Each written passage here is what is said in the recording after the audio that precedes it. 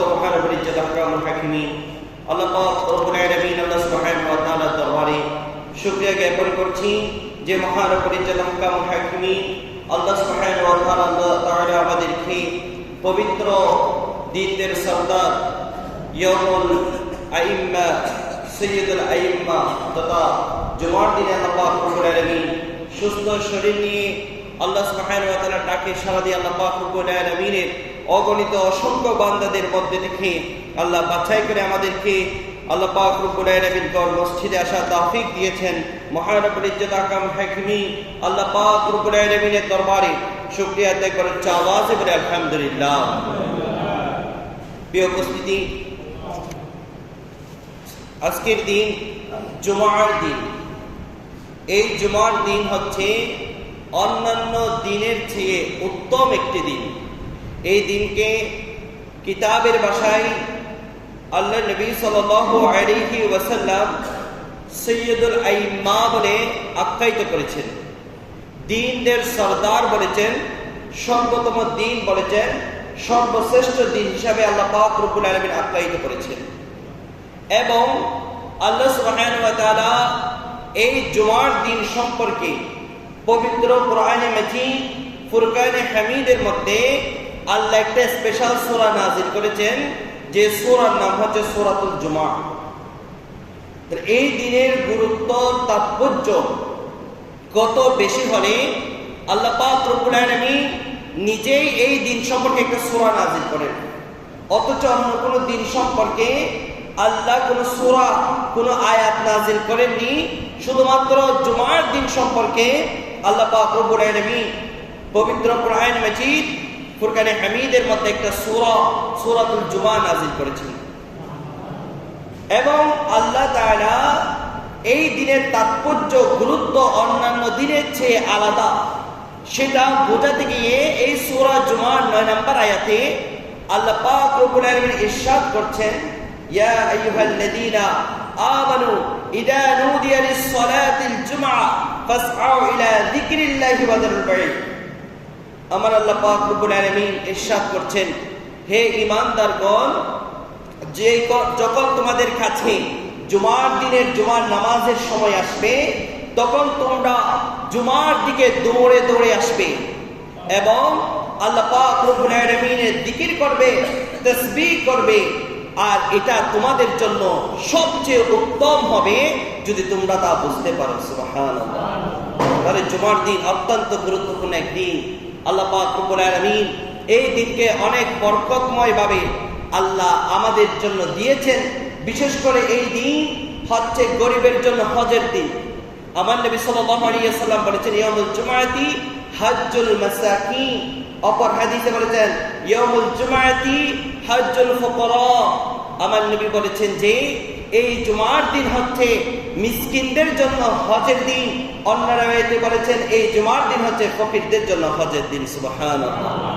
তাহলে হজ কেমন নিয়ামতপূর্ণ একটা ইবাদত, যেখানে লাখ লাখ টাকা খরচ করে খানে কাবার তাওয়াফ থেকে শুরু করে সাফা মারওয়ার সাই, আরফাতের ময়দান, মুজদালিফায় অবস্থান সহ মিনা কঙ্কর নিক্ষেপ সহ এই সমস্ত কাজ করে একজন হাজি পরিপূর্ণ হাজি হতে পারে কিনা সেটা সন্দেহ থেকে যায়। কারণ আমাদের মজে অনেকে আছে হজ করতে যায় লুকিকতার জন্য, নিজের নামের আগে হাজি সাহেব বলার জন্য, অথবা মানুষকে দেখানোর জন্য হজ করতে যায়। খুব কম মানুষেরই হজ আল্লাহ তাআলার দরবারে কবুল হয়। কিন্তু জুমার দিন এটা এমন দিন যেই দিন ফকির মিসকিনের জন্য আল্লাহর পক্ষ থেকে হজের দিন হিসাবে এলান করা হয়েছে। অর্থাৎ এই দিনটাকে যারা গুরুত্ব আরোপ করবে, যারা এই দিনকে সম্মান করবে, যারা এই দিনকে তাযীম করবে, এই দিনের বিধি বিধান যথার্থভাবে আদায় করবে, আল্লাহ পাক রব্বুল আলামিন তাদের আমলনামার মধ্যে হজের মতো সওয়াব আল্লাহ তাআলা লিখে দিবেন। সুবহানাল্লাহ। অত্যন্ত গুরুত্বপূর্ণ একটা দিন হচ্ছে জুমার দিন। এই জুমা সম্পর্কে কিতাবের মধ্যে আসছে, আল্লাহ নবী সাল্লাল্লাহু আলাইহি ওয়াসাল্লামের পর জুমা যদিও মক্কায়ে মুকাররমায় ফরজ হয়েছে, কিন্তু মক্কায়ে মুকাররমায় বিভিন্ন বিষয়কে কেন্দ্র করে সে মক্কায়ে মুকাররমার মধ্যে নবী করিম সাল্লাল্লাহু আলাইহি ওয়াসাল্লাম জুমার নামাজ আদায় করতে পারেননি। মক্কা থেকে যখন আমার নবী সাল্লাল্লাহু আলাইহি ওয়াসাল্লাম মদিনায়ে মুনাওয়ারায় আসেন, মদিনায় মুনাওয়ারায় আমার নবী আসছেন, যেই দিন এসেছেন 622 হিজরি 12ই রবিউল আউয়াল সোমবার। আমার নবীর জন্ম হচ্ছে কি বারে? সোমবারে। আমার নবী জন্মগ্রহণ করেছেন সোমবার 12ই রবিউল আউয়াল। আর আমার নবী মক্কা থেকে মদিনায় গিয়ে পৌঁছেছেন যেইবার, সেই বারটাও ছিল সোমবার, এবং আল্লাহর কি দয়া, সেই দিনটাও ছিল 12ই রবিউল আউয়াল। সুবহানাল্লাহ। আল বিদায়া ওয়ান নিহায়া কিতাবের মধ্যে এই সূরা জুমার এই আয়াতে কারিমার তাফসীর করতে গিয়ে আল বিদায়া ওয়ান নিহায়া কিতাব ইবনে কাসির রাহমাতুল্লাহ আলাইহি তার আপনার তাফসীরে কাসিরের মধ্যে এনেছেন, এবং এই কথাটা উনি আল বিদায়া ওয়ান নিহায়া কিতাবের মধ্যে পুরো জুমার বিষয়টাকে আলোকপাত করতে গিয়ে উনি বর্ণনা করেন আমার নবী 622 হিজরি 622 সালে 12ই রবিউল আউয়াল 622 সালে 12ই রবিউল আউয়াল সোমবার দিন আমার নবী মদিনায় মুনাওয়ারার কুবা নামক স্থানে পৌঁছে। কুবা নামক স্থানে গিয়ে আমার নবী অবস্থান করে ওই সোমবার, মঙ্গলবার এবং বুধবার, বৃহস্পতিবার এই 4 দিন আমার নবী কুবায় অবস্থান করার পরে আপনার শুক্রবারের দিনে আমার নবী সাল্লাল্লাহু আলাইহি ওয়াসাল্লাম মদিনায় মুনাওয়ারার ঠিক মসজিদে, যেখানে জুমা এখনো রয়েছে, যারা হাজী সাহেবরা মক্কা মদিনায় গিয়েছেন ওখানে একটা মসজিদ দেখেছেন, মসজিদে জুমা। অনেক হাজী সাহেবরা সেই মসজিদে জুমা জিয়ারত করার জন্য যায়। মসজিদে জুমা যেখানে রয়েছে এখনো মদিনায় মুনাওয়ারায়, সেই মসজিদে জুমায় গিয়ে আমার নবী সাল্লাল্লাহু আলাইহি ওয়াসাল্লাম প্রথম খুতবা দেন এবং প্রথম জুমার নামাজ আদায় করেন। সুবহানাল্লাহ। প্রথম জুমা সেই দিন ইসলামের বুকে প্রতিষ্ঠিত হয়, এবং আমার নবী সাল্লাল্লাহু আলাইহি ওয়াসাল্লাম প্রথম খুতবা দেন, জুমার খুতবা, জুমার ভাষণ দেন। সেই প্রথম খুতবা, প্রথম জুমা মদিনায় মুনাওয়ারায় আমার নবী আদায় করেন। অসংখ্য সাহাবায়ে কেরামরা এখানে ছিলেন। আমার নবী সাল্লাল্লাহু আলাইহি ওয়াসাল্লাম সেই দিন জুমার নামাজ আদায় করে আল্লাহ পাক রব্বুল আলামিনের কাছে দোয়া ফরিয়াদ করেন। কিতাবের মধ্যে এসেছে আমার নবীর টোটাল হায়াতে জিন্দেগির মধ্যে 500 ওয়াক্ত জুমার নামাজ পড়েছে। কয়শো ওয়াক্ত? 500 ওয়াক্ত। তাহলে হিসাবটা যদি আমরা মিলাই, আমার নবীর মদিনায় মুনাওয়ারার আপনার জীবনকাল হচ্ছে 10 বছর। আমার নবী মদিনায় ছিলেন 10 বছর, আর আমার নবীর হায়াতে জিন্দেগির মধ্যে জুমার নামাজও আদায় হয়েছে 500 ওয়াক্ত। সুবহানাল্লাহ। তাহলে এই জুমার নামাজ অত্যন্ত গুরুত্বপূর্ণ। অন্যান্য ওয়াক্তের নামাজের চেয়েও অনেকাংশ এই জুমার নামাজ অত্যন্ত গুরুত্বপূর্ণ এবং ফজিলত মণ্ডিত। আল্লাহ পাক রব্বুল আলামিন এই জুমার দিনকে, আল্লাহ আমাদেরকে আপনার জুমার দিনকে গুরুত্ব আরোপ করা সেই তৌফিক নসিব করুক, আমিন। হাদিসের মধ্যে রয়েছে জুমার দিন কেমন বরকতময় দিন। আল্লাহ শুধু এই জুমার দিনের উসিলায়, জুমার দিনের মাধ্যমে আল্লাহ জুমার দিনের প্রত্যেকটা ঘন্টা 6 লক্ষ গুনাহগার বান্দাকে আল্লাহ পাক রব্বুল আলামিন ক্ষমা করে, মাগফিরাত করে আল্লাহ তাদেরকে জান্নাত দান করেন। কারা? কিতাবের মধ্যে এসেছে কাদেরকে জান্নাত দান করেন? এরা জান্নাতি নয়, এদের নাম জাহান্নামী। জাহান্নাম হিসাবে লেখা হয়েছে গুনাহগার, বদকার, পাপী, কবিরা গুনাহকারী, কিন্তু ঈমানদার। আল্লাহ এমন ঈমানদার কবিরা গুনাহকারীদেরকে আল্লাহ এই জুমার দিনের উসিলায়, জুমার দিনের কারণে আল্লাহ পাক রব্বুল আলামিন তাদের গুনাহকে মাফ করে দেন, তাদেরকে আল্লাহ পাক রব্বুল আলামিন ক্ষমা করে দেন, এবং 24 ঘন্টায় প্রতি ঘন্টায় 6 লক্ষ করে আল্লাহ পাক রব্বুল আলামিন গুনাহগার বান্দাকে ক্ষমা করে থাকেন। তার মানে পুরা দিনে, পুরা এক জুমার দিনে আল্লাহ পাক রব্বুল আলামিন 1,44 লক্ষ জাহান্নামীকে আল্লাহ ক্ষমা করে জান্নাত দান করে থাকেন জুমার দিনের উসিলায়। অনেকে উসিলা মানে না, অথচ আমার আল্লাহ উসিলা দিয়ে জুমার দিনের কারণে, জুমার দিনের বরকতের কারণে, জুমার দিনের সম্মানের কারণে, জুমার দিনের তাআযীমের কারণে আমার আল্লাহ পাক রব্বুল আলামিন এই দিনকে কেন্দ্র করে শুধু এই দিনের উসিলায় আল্লাহ তাআলা 1,44 লক্ষ জাহান্নামীকে আল্লাহ জান্নাত দান করে থাকেন। জুমার দিনের উসিলা মানা যদি জায়েজ হয়, জুমার দিনের উসিলা নিয়ে যদি আল্লাহ পাক রব্বুল আলামিন কোটি কোটি মানুষকে যদি আল্লাহ মাগফিরাত করে থাকেন, ক্ষমা করে থাকেন, তো আমরা তো আশরাফুল মাখলুকাত, আল্লাহর এমন আল্লাহর বলি ইকরাম রয়েছেন, নেককার, পরহেজগার, দিনদার, মুত্তাকি, তাকওয়াবান, খোদা বিরু যারা পরহেজগারিতা অবলম্বন করে, এমন বান্দারা যদি আল্লাহর কাছে সুপারিশ করে, আল্লাহ পাক রব্বুল আলামিন গুনাহগার বান্দাদেরকে ক্ষমা করে আল্লাহ তাআলা জান্নাত দান করতে থাকেন। প্রিয় হাজিরিন, যেটা বলতে চাচ্ছিলাম যে এই জুমার দিন অত্যন্ত গুরুত্বপূর্ণ দিন। এই জুমা নামটা কেন জুমা রাখা হয়েছে? কারণ কিতাবের মধ্যে এসেছে এই দিন আদম সফিউল্লাহ আলাইহিন নবীনা ওয়া আলাইহিস সালাতু ওয়াস সালামকে আল্লাহ সৃষ্টি করার জন্য প্রথমে আদম সফিউল্লাহর মাটিগুলাকে এক জায়গায় একত্রিত করেছেন। এই একত্রিত করাকে আরবিতে বলা হয় জামাআ। এই জামাআ থেকে জুমা শব্দটার উৎপত্তি হয়েছে। আবার কোন কোন কিতাবের মধ্যে রিওয়ায়াত রয়েছে, বর্ণনা রয়েছে, আমার নবী প্রথম সাহাবায়ে কেরামকে একসাথে জড়ো করে মদিনায়ে মুনাওয়ারার ভাষণ প্রদান করেছেন, খুতবা দিয়েছেন। সেই জন্য এই দিনটাকে জুমার দিন হিসাবে আখ্যায়িত করে থাকেন। হাদিসে পাকের মধ্যে রয়েছে আল্লাহ পাক রব্বুল আলামিন খুলিকাল আদম আলাইহিস সালামকে আল্লাহ তৈরি করেছেন জুমার দিনে। আল্লাহ সেই আদমকে জান্নাতে প্রবেশ করিয়েছেন জুমার দিনে। আবার সেই আদমকে জান্নাত থেকে দুনিয়ায় পাঠিয়েছেন জুমার দিনে। আল্লাহ পাক রব্বুল আলামিন পৃথিবীর বুকে প্রথম বৃষ্টি বর্ষণ করেছেন জুমার দিনে। আর এই জুমার দিনে কিয়ামত সংঘটিত হবে। সেই জন্য এই জুমার দিন অত্যন্ত গুরুত্বপূর্ণ। জুমার দিন যেমন বরকতময়, আবার এই জুমার দিন কত ভয়াবহ সেটা মানব এবং জিন জাতি ছাড়া আর সমস্ত মাখলুকাত আল্লাহ পাক রব্বুল আলামিনের কাছে ফরিয়াদ করে সিজদায় অবনত হয়ে যায়। কারণ হাদিসের মধ্যে এসেছে জুমার দিন আল্লাহ কিয়ামত সংঘটিত করবে। সেই কিয়ামতের ভয়ে আতঙ্কিত হয়ে সমস্ত সৃষ্টিকুল আল্লাহ পাক রব্বুল আলামিনের সিজদায় অবনত হয়ে আল্লাহর কাছে কিয়ামতের ভয়াবহতা নিয়ে আল্লাহর কাছে ফরিয়াদ করে প্রার্থনা করে। তো সেজন্য এই জুমার দিন যেমন গুরুত্বপূর্ণ, তেমন এই আপনার জুমার দিনে বিভিন্ন বেহায়াপনা, অশ্লীলতা, গুনাহ ভরা কাজ কর্ম সম্পাদন করা, এটা অত্যন্ত ভয়ানক একটা বিষয়। জুমার দিন আপনি যদি একটা নেকি করেন, আল্লাহ পাক রব্বুল আলামিন আপনার আমলনামার মধ্যে 70টা নেকি করার সওয়াব দান করবেন। অনুরূপভাবে কেউ যদি এই জুমার দিনে একটা পাপাচার কাজ করে, একটা গুনাহের কাজ করে, একটা পাপ কাজ করে, তাহলে তার আমলনামার মধ্যে আল্লাহ পাক রব্বুল আলামিন 70টা পাপ কাজ করেছে লেখা হবে। কিন্তু অন্যান্য দিন এমন হয় না। আল্লাহ পাক রব্বুল আলামিনের যে সিস্টেম, যে পদ্ধতি, সেই পদ্ধতির মধ্যে রয়েছে আপনি যদি একটা ভালো কাজ করেন সেটার সওয়াব আল্লাহ 70 গুণ দিবেন। আর যদি একটা গুনাহ করেন কিন্তু সেটার গুনাহ লেখা হবে একটাই। অথচ জুমার দিনের কারণে, জুমার দিনের গুরুত্ব বোঝার জন্য এই দিনে কেউ সওয়াব করলে যেমন 70 গুণ সওয়াব দেওয়া হয়, আবার এই দিনে যদি কেউ গুনাহ করে তার গুনাহের মাত্রা 70 গুণ পর্যন্ত বাড়িয়ে দেওয়া হয়।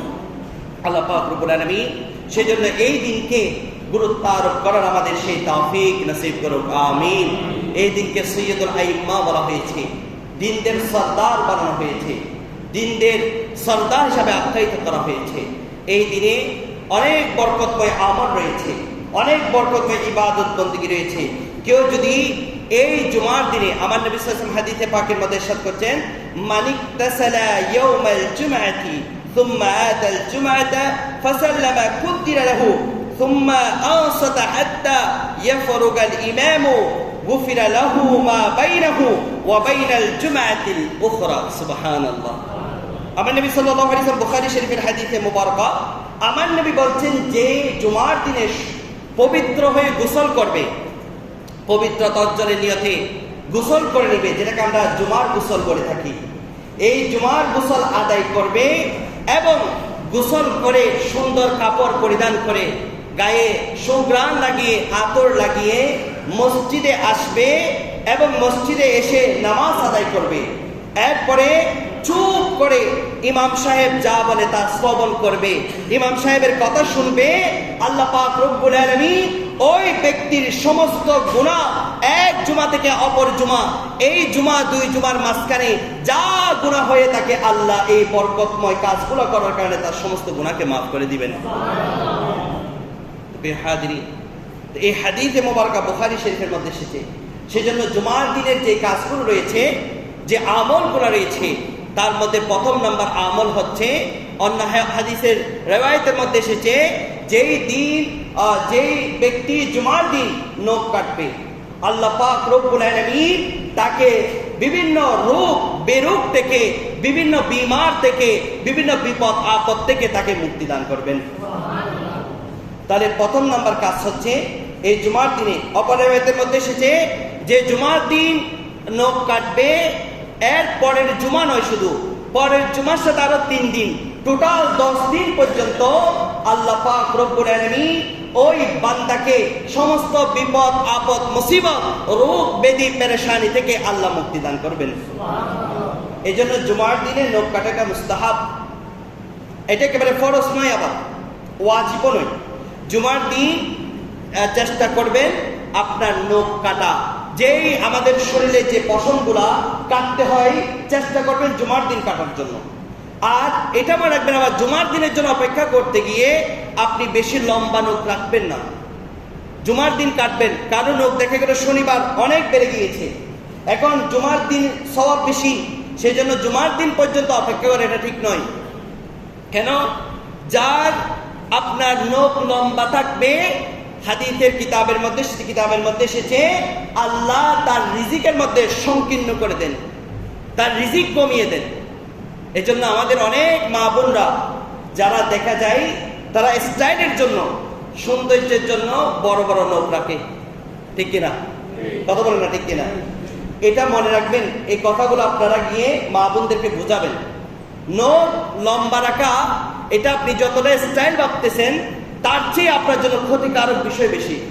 আপনি ইসলামের দৃষ্টিকোণ বাদ দেন, বিজ্ঞানের দৃষ্টিকোণ থেকেও যদি চিন্তা করেন, যাদের নখ লম্বা থাকে সায়েন্স বলে ওই লম্বা অংশের মধ্যে বিভিন্ন ব্যাকটেরিয়া, বিভিন্ন জীবাণু ওই নখের মধ্যে ঢুকে যায়।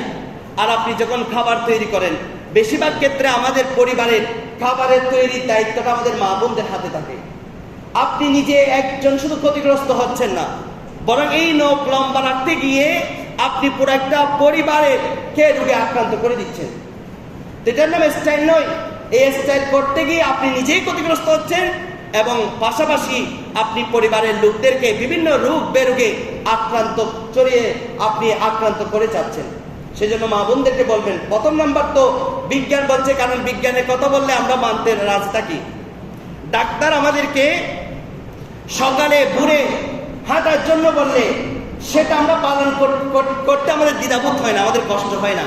কিন্তু আল্লাহ পাক রব্বুল আলামিন 1400 বছর আগে আমার আপনার নবীর মাধ্যমে আমাদের শরীরে ট্রিটমেন্ট করে দিয়েছেন সকালের নামাজের মাধ্যমে।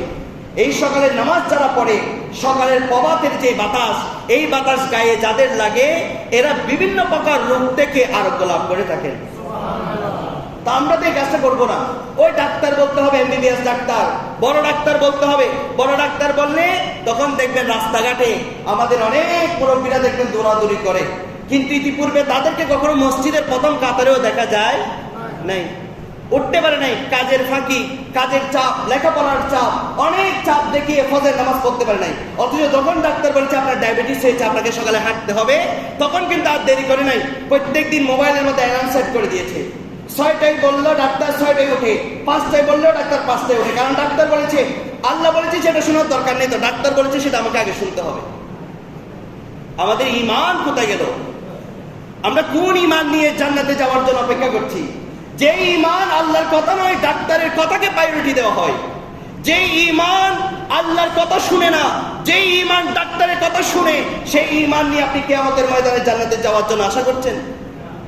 যে ঈমান আপনাকে সকালে ঘুম থেকে উঠাতে পারে না, যে ঈমান আপনাকে ফজর নামাজ পড়তে পারে না, আপনি সমস্ত কাজ করার জন্য যে কাজগুলো আপনার উপর যদি আবশ্যক হয়ে যায়, চাকরির টাইম যদি 6টায় থাকে, চাকরির প্রধান যদি আপনাকে 6টায় যেতে বলে, আপনি যাওয়ার জন্য প্রস্তুতি নেন। আমার যুবক ভাই, এদের কোচিং যদি 5টাও থাকে 6টাও থাকে, লেখাপড়ার জন্য 5টায় 6টায় কোচিংয়ে গিয়ে হাজির দিতে পারে, অথচ সেই যুবকরা, সেই মুরব্বীরা আল্লাহর ডাকে সাড়া দিয়ে ফজরের ওয়াক্তের মধ্যে উঠতে পারে। আল্লাহ আমাদেরকে বোঝার এবং আমল করা সেই তৌফিক নসিব করুক, আমিন। সেজন্য প্রিয় হাজিরিন, বলতে চাচ্ছিলাম কি, জুমার দিন এখন তো বিজ্ঞান বলছে কথা, আপনি রিচার্জ করে দেখবেন, ইউটিউবের মধ্যে চার্জ করে দেখবেন নখ লম্বা রাখা, খাটো রাখার উপকারিতা কি। তো আমার নবী সাল্লাল্লাহু আলাইহি ওয়াসাল্লাম বলছেন, এবং হাদিসের কিতাব সহ বিভিন্ন ফুকায়ে কেরামের কিতাবের মধ্যে এসেছে, নখ যদি লম্বা হয়ে যায় আপনি জুমার দিনের জন্য অপেক্ষা করবেন না। শনিবার হলে শনিবার, রবিবার, মঙ্গলবার, বুধবার, যেইবার হোক। আবার আমাদের এখানে একটা সংস্কৃতি চালু রয়েছে যে বুধবার এরকম কিছু দিন যেই দিনে নখ কাটা যায় না বলে একটা ফতোয়া ছড়িয়ে দেওয়া হয়। রাতে নখ কাটা যায় না, আবার সকালে ভোরে নখ কাটা যায় না, তারপর কিছু না খেয়ে নখ কাটা যায় না, তারপর হচ্ছে বুধবারে নখ কাটা যায় না, শনিবারে নখ কাটা যায় না। আমি আজ পর্যন্ত ফুকায়ে ইকরামের অনেক কিতাব নখের মাসালা মাসাইল পড়েছি, কিন্তু কোথাও পাই নাই যে বুধবার শনিবার এই বারকে কেন্দ্র করে নখ কাটা যায় না, এরকম কোনো আমি ফতোয়ার কিতাবে পাই নাই। তবে উলামায়ে ইকরাম থেকে মুখ থেকে শুনেছি এগুলো হচ্ছে ফতোয়ায়ে বুড়োবেরি। ফতোয়ায়ে কি কথা বলেন না, ফতোয়ায়ে মুরব্বি, এগুলো কোনো কিতাবের মধ্যে নেই। আফজালিয়াতের কথা আছে। আফজালিয়াত বলতে কি, আপনি চেষ্টা করবেন জুমার দিন কাটার জন্য, এটা উত্তমতা, এটা আফজালিয়াত। কিছু কিছু বারের ক্ষেত্রে কিছু কিছু মুহাদ্দিস কিরাম মুফতি কিরাম একটু সতর্ক করেছেন, এটা নয় যে আপনি কাটতে পারবেন না, নখ লম্বা হয়ে গিয়েছে আপনি কেটে ফেলবেন। রাতে নখ কাটা যায় না, এটা ঠিক নয়, রাতে আপনি নখ কাটতে পারবেন। আপনার কর্মব্যস্ততার কারণে আপনার নখ যদি লম্বা হয়ে যায়, আপনি রাতে যদি থাকেন রাতে কেটে ফেলবেন। নখ কাটার সাথে গোসলের সাথে কোনো সম্পর্ক নেই। নখ কাটার সাথে গোসলের সাথে কোনো সম্পর্ক নেই, কারণ নখ এটা কেটে ফেলছেন, ওই অংশটা অপবিত্র, আপনি অপবিত্র নয়। গোসল হচ্ছে অপবিত্র হলেই গোসল করতে হয়। আল্লাহ তাআলা আমাদেরকে বুঝার এবং আমল করার সেই তৌফিক নসিব করুন, আমিন। এরপরে বিহাদিন আমার নবী সাল্লাল্লাহু আলাইহি ওয়াসাল্লাম বলেছেন, এরপর যে সমস্ত কর্মব্যস্ততাকে দূরীভূত করে দিয়ে জুমার দিকে ছুটে আসবে। অপর হাদিসের মধ্যে আমার নবী বলেছেন, যেই একেবারে প্রথম দিকে জুমার নামাজের মসজিদের মধ্যে আসবে, আল্লাহ পাক রব্বুল আলামিন কয়েকজন ফেরেশতা জুমার যে মসজিদগুলো আছে সেখানে দায়িত্ব অর্পণ করে দেন। কারো হাতে স্বর্ণের এবং রূপার, কারো হাতে বিভিন্ন রকমের আপনার কলম এবং খাতা ধরিয়ে দেন, এবং যেই ব্যক্তি প্রথমে জুমার মসজিদে প্রথমে প্রবেশ করে, আল্লাহ পাক রব্বুল আলামিন তার আমলনামার মধ্যে একটা উট জবাই করে গরীব মিসকিনদেরকে খাওয়িয়ে যত সওয়াব হয়, আল্লাহ তাআলা একটা উটের সওয়াব তার আমলনামার মধ্যে লিখে দিবেন। একটা উট কত লক্ষ টাকা। এই উট কিনে কি আমরা এখন জবাই করে মানুষকে খাওয়ানো সে সামর্থ্য আমাদের আছে? অথচ জুমার দিনে আপনি একটু আগে ভাগে করে মসজিদে চলে আসলেন, নতুন কাপড় পরিধান করে সুগন্ধি লাগিয়ে আপনি প্রথমেই আসলেন, আল্লাহ পাক রব্বুল আলামিন আপনার আমলনামার মধ্যে একটা উট জবাই করার সওয়াব আল্লাহ তাআলা লিখে দিবেন। এরপরে দ্বিতীয় বার যে আসবে, আল্লাহ তাআলা তার আমলনামার মধ্যে একটা বকরি তথা গাবি বাকারা মানে গাবি জবাই করার সওয়াব তার আমলনামার মধ্যে লিখে দিবেন। তৃতীয় ব্যক্তি যে আসবে, আল্লাহ তার আমলনামার মধ্যে একটা বেড়া আপনার জবাই করার সওয়াব তার আমলনামার মধ্যে লিখে দিবেন। চতুর্থ নম্বর ব্যক্তি যে আসবে, আল্লাহ তাআলা তার আমলনামার মধ্যে একটা মুরগি জবাই করার সওয়াব লিখে দিবেন। পঞ্চম নম্বর ব্যক্তি যে আসবে, আল্লাহ পাক রব্বুল আলামিন একটা মুরগির ডিম সদকা করার সওয়াব তার আমলনামার মধ্যে লিখে দিবেন। এরপরে এই সিস্টেমটা চলবে যতক্ষণ খতিব সাহেব মিম্বারে খুতবা দেওয়ার জন্য উঠবেন না, ততক্ষণ পর্যন্ত এই সওয়াবে আপনার জিনিসটা লিখতে থাকবে ফেরেশতারা। মিম্বারে যখন খতিব সাহেব উঠে যাবে, এরপর থেকে আপনার ফেরেশতারা তাদের খাতা কলমগুলা বটে মসজিদে যেখানে জায়গা পায় সেখানে বসে খতিব সাহেবের খুতবা শুনতে থাকেন। আর আমরা মানুষরা এখন কি করি? আমরা বাইরে গিয়ে গল্প গুজব করি, কেউ পুকুর ঘাটে, কেউ রাস্তায়, কেউ দোকান পাটে। যখন মুয়াজ্জিন আল্লাহু আকবার বলে ইকামতের ডাক দেয়, তারপর দূরে দূরে এসে মসজিদের মধ্যে ঢুকে। অথচ কত বড় একটা সওয়াব থেকে আপনি বঞ্চিত হলেন, কত বড় একটা ফজিলত থেকে আপনি বঞ্চিত হলেন। আমার নবী সাল্লাল্লাহু আলাইহি ওয়াসাল্লাম বলছেন যে সুম্মা আনসাতা হাত্তা ইয়াফরুগাল ইমামু গুফিরা লাহু মা বাইনাহু ওয়া বাইনাল জুমআতিল উখরা। যেই ব্যক্তি মনোযোগ সহকারে খতিব সাহেব যা বলছে তা শুনবে, আল্লাহ পাক রব্বুল আলামিন তার পরবর্তী জুমা পর্যন্ত যা গুনাহ হবে সমস্ত গুনাহ আল্লাহ মাফ করে দিবেন। কত বড় একটা নিয়ামত। আমরা দোকান পাটে গেলেও সেখানে গল্প গুজব করি, আমরা চায়ের দোকানে গেলেও সেখানে গল্প গুজব করি, যেখানে যাই সেখানে গল্প গুজব করি। অথচ জুমার দিন জুমার মসজিদে আসি, সেখানেও আমরা এসে গল্প গুজবের মধ্যে ব্যস্ত হয়ে যাই। শয়তান আমাদেরকে কত বড় ধোঁকায় রেখেছে। আল্লাহ আমাদেরকে বোঝার এবং আমল করার সেই তৌফিক নসিব করুক, আমিন। আমার নবী সাল্লাল্লাহু আলাইহি ওয়াসাল্লাম বলেন, জুমার দিন যখন খতিব খুতবা শুরু করবে, আপনি যেখানে জায়গা পাবেন সেখানে বসে যাবেন। বুখারী শরীফ 929 নম্বর হাদিসে মুবারাকা, যেখানে আমার নবী সাল্লাল্লাহু আলাইহি ওয়াসাল্লাম বলছেন, যেই ব্যক্তি দুই ব্যক্তিকে পৃথক করে সামনের দিকে অগ্রগামী না হয়ে যেখানে জায়গা পেল সেখানে বসে গেল। এরপর খতিব সাহেব যা বলেছে সব মনোযোগ সহকারে শুনলো। আল্লাহ পাক রব্বুল আলামিন তার জন্য ক্ষমার গ্র্যান্টেড করে দিচ্ছেন। তো এই হাদিস থেকে মুহাদ্দিস ইকরাম, মুফতি ইকরাম বলেন, জুমার দিন আপনি যেখানে জায়গা পাবেন সেখানে বসে যাবেন। সেজন্য জুমার দিন প্রথম দিক থেকে আপনারা কাতারগুলো পরিপূর্ণ করার চেষ্টা করবেন, তারপর দ্বিতীয় কাতার, তারপর তৃতীয় কাতার, এইভাবে পূরণ করার চেষ্টা করবেন যাতে পরবর্তী লোকেরা পিছনে এসে বসতে পারে।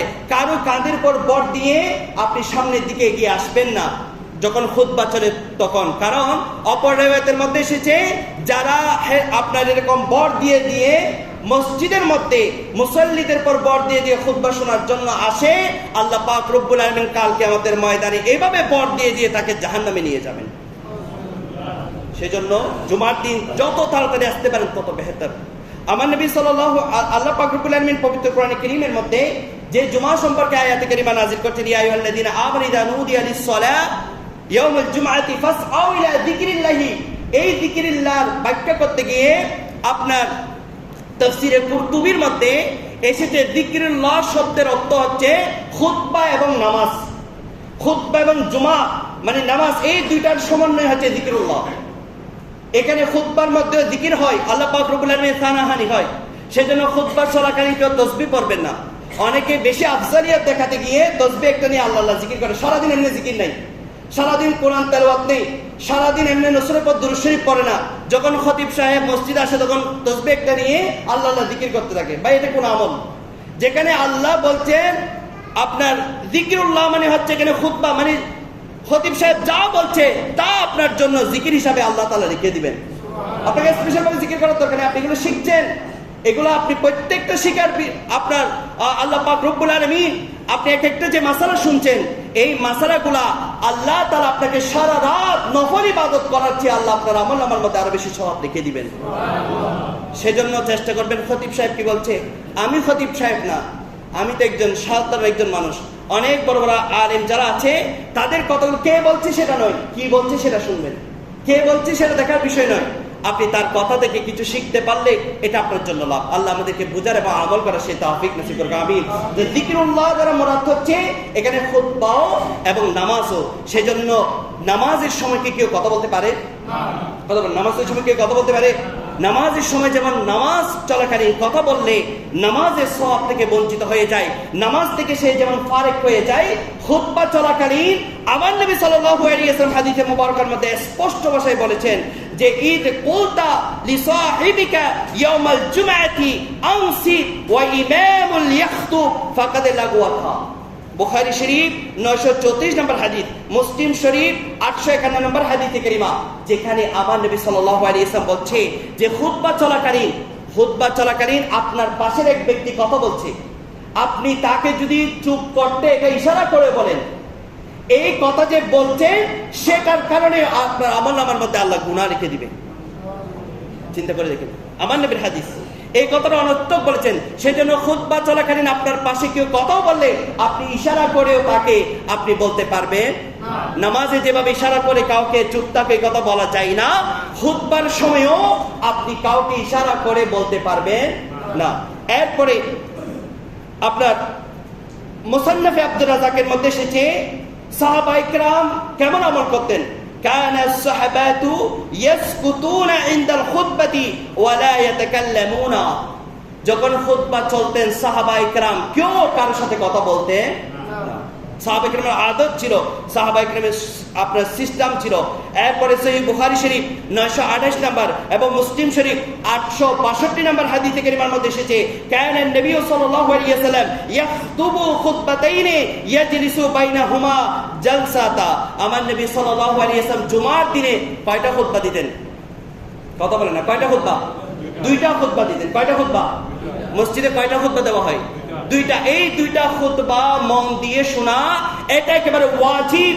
আর কেউ এই দুই খুতবার মধ্যে কথা বললে, কোন কাজ সম্পাদন করলে ইমাম আলা হযরত শাহ ইমাম মুহাম্মদ রেজা খান ফাজলে বেলবি আপনার ফতোয়ে রাসবিয়া চতুর্থ খণ্ড 322 পৃষ্ঠার মধ্যে বলেন سمعوا الخطبة ثانية واجب كالأولى وتكلموا فيها حرام ইমাম আলা হযরত শাহ ইমাম মুহাম্মদ রেজা খান ফাজলি বেনবী রাহমাতুল্লাহ আলাইহি বলেন প্রথম খুতবার মতো দ্বিতীয় খুতবা এটা শোনা ওয়াজিব কেউ যদি এই খুতবার মাঝেও কথা বলে তাহলে সেই জন্য একটা হারাম কাজ সম্পাদন করলো এরপরে রদ্দুল মুখতার মা রদ্দুল মুখতারের মধ্যে 157 পৃষ্ঠা দ্বিতীয় খণ্ডের মধ্যে এসেছে ইউজাবুল ইউসাতু লিখুতবাতাইন ওয়া ইউহারামুল কালামু ফীহিমা এই রদ্দুল মুখতারের মধ্যে এসেছে 157 পৃষ্ঠা দ্বিতীয় খণ্ড যে দুই খুতবার মাঝে কথা বলা এটা সম্পূর্ণ হারাম এটা ওয়াজিব কাজ সেজন্য খুতবা চলাকালীন কোনো কথা বলা যাবে না খুতবা চলাকালীন মন দিয়ে